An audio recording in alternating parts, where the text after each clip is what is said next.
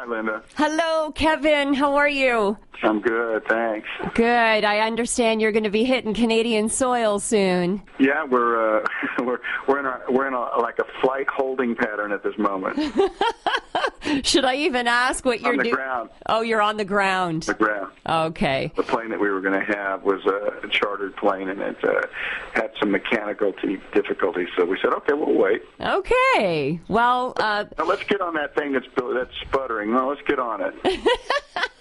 Well, I'm so glad that you took some time out to have a little chat. We're very excited that you will be here this evening. And you're all part of launching this wonderful Boots and Hearts Festival that's coming to Toronto this summer. Right, exactly. Yeah, no, we've had so much fun in Canada, where we were, I think, probably originally just the first country that really received us. And so whenever I get a chance to come across the border, I do. And this kind of festival is shaping up to be, some people are talking that it's maybe the biggest one on the Canadian soil. Certainly the people that are coming would reflect that in terms of, McGraw and Underwood and Kid Rock and Alabama and Big and Rich. And I think, there's just really an enormous amount of people that are coming. It's very, very exciting. Now, your music career, a lot of people may not be aware that you have this wonderful band, Kevin Costner and Modern West. And what's going to happen with Hollywood? Are you concentrating more on your music now? Are you saying goodbye to Hollywood entirely? No, not at all. In fact, I just finished a thing called Hatfield and McCoy's. It was a 7-hour epic miniseries. In fact, I got so into that, playing this legendary feud on American soil, that we wrote a concept album called Famous for Killing Each Other. And I think it's pretty cool, and it'll come out with it. So I'm making my movies, and I continue to write music, so I don't really separate the two and never really have. So wherever whenever I'm on tour, it seems like I'm writing a screenplay, and likewise, when I'm actually on a movie, I begin to write music. So I don't really separate them, and I don't feel like this is a real departure. It's just something that I do that accompanies movies. Nice. It's almost like one inspires the other. It does. Every time we get on the bus, like a bunch of kids going on vacation, we say something like, "Oh, we're going to write all these songs because we're together as a band." We never write one, ever. It's ridiculous. We go, well, this will be the trip. We're going to write so much. We never write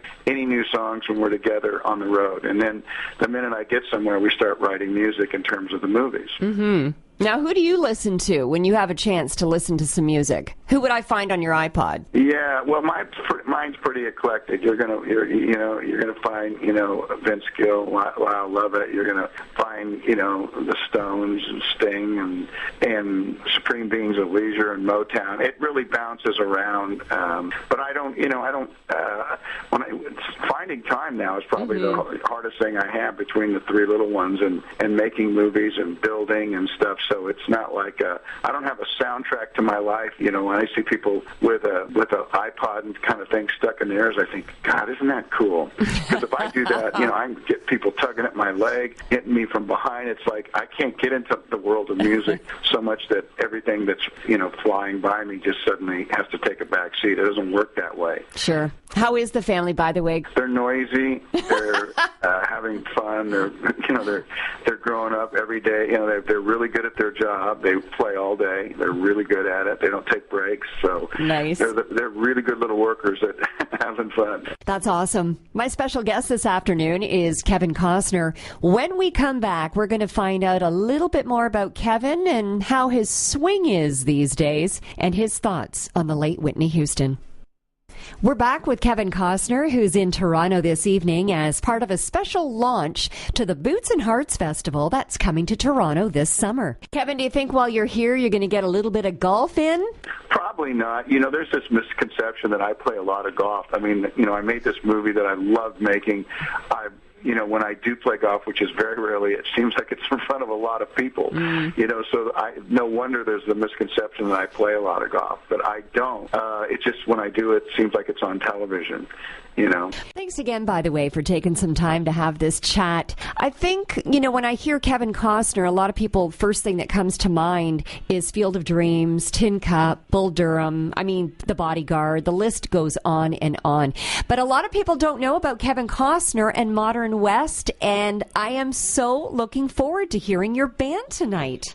Yeah, well, playing live is what I really wanted to do, period. You know, I never thought that I would make a record, and 6.5 years later, we've done all of that stuff without a grand plan. So it's not kind of like I don't feel like I forced the band or this idea that what I wanted to do on the world. It's, you know, we've been asked to go places and been asked in really positive ways, and people have treated us really respectfully. And, you know, the truth is we like to turn the music up, and we like to play loud, and we play original songs. And so I do hope that you come backstage and say, hey, man, that was fun, because that's the point, right? Yeah. You know, that we go somewhere in life, people are going to go to Boots and Hearts, and they're going to, you know, really, you know, if you ask Boots and Hearts, what do they hope happens, that the answer comes back more than I expected. And I think that's what we want in our life. That's what we want in our relationships. That's what we want in the good times when we step out. We want things to be better than we even thought. Mm-hmm. Well, I love that. That's amazing. I'm definitely looking forward to tonight.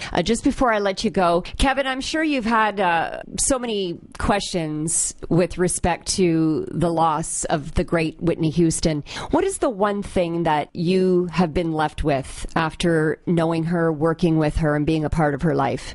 You know, trying to boil that down to one thing is difficult. But to know that the world had a feeling about her, and to also know that I had a very real relationship with her. It's, you know, there's this what the world thinks, and then there's what you really know. And you know, she was gifted, and that there was a big noise came out of that little body.